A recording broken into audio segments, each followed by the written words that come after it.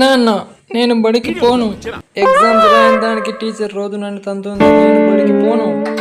సరేలే నువ్వు పోవాకు, నీ బదులు నేను పోతా స్కూల్కి. నువ్వు వెళ్తే స్కూల్ రూల్స్ ఒప్పుకోవు.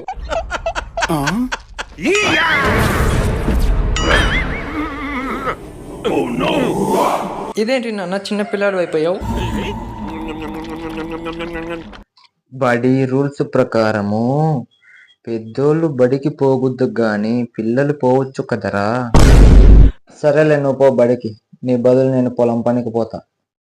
సరేనా?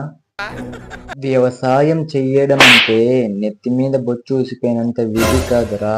ఒక్కసారి వెనక్కి తిరిగి ఆలోచించు. ట్రాక్టర్ ఎక్కడ? ట్రాక్టర్ గిక్టర్ ఏముండదురా, ఇలాగే దున్నాలే. ఎలా?